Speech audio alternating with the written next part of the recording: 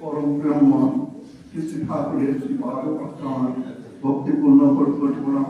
শ্রী বর্মা চরণে আমার ভক্তিপূর্ণ কোটি কোটি প্রণাম। শ্রী বরদাসী চরণে ভক্তিপূর্ণ কোটি কোটি প্রণাম। শ্রী আচার্য দেবের শ্রী চরণে আমার ভক্তিপূর্ণ কোটি কোটি প্রণাম। শ্রী অভিজ্ঞতা দাসী চরণে আমার ভক্তিপূর্ণ উপস্থিত আজকের সৎসঙ্গে পরিচালক, অন্যান্য কর্মীবৃন্দ, ঋত্বিক দেবতা, শ্রদ্ধায় দাদা মায়েরা, ভাই বোনেরা, যথাযোগ্য স্থানে আমার প্রণাম, জয়গুরু, ভালোবাসা চলে। এতক্ষণ সৎসঙ্গ চলল। সৎসঙ্গে এই এখন যে প্রসঙ্গটা আলোচনা হলো আমাদের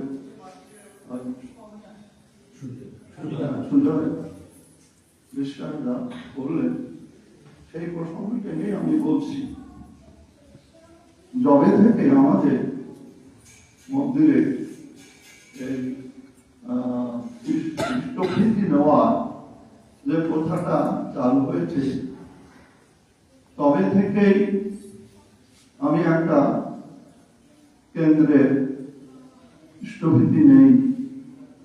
তাই ইষ্টভীতি নিতে যেয়ে আমার যে অভিজ্ঞতা হয়েছে সেই প্রসঙ্গের কথাটা বলবো। তার আগে বলি, আপনারা জানেন আমাদের কৃষ্ণ প্রসন্ন ভট্টাচার্যদার কথা। তাকে একদিন ঠাকুর জিজ্ঞাসা করেছিলেন যে আপনি কতদিনের এবারকে কতদিনের ইষ্টভীতি জমা দিয়েছেন? তিনি বলেছিলেন, কেন আমি তো 30 দিনের ইষ্টভীতি জমা দিয়েছি ঠাকুর।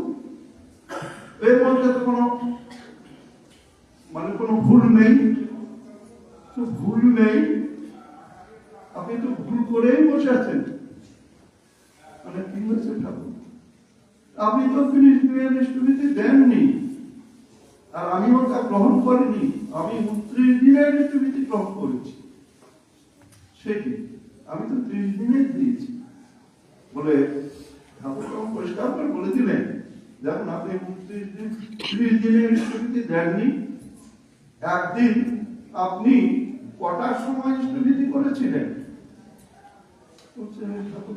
সেদিন আমার উঠতে একটু দেরি হয়েছিল। ও, সেই দিনের ইষ্টভীতি আমি গ্রহণ করিনি, কারণ আমি তো বলেছি যে নির্দিষ্ট সময়ে ব্রহ্ম মুহূর্তে ইষ্টভীতি দ্বারা জমা দেয়, তাই আমি গ্রহণ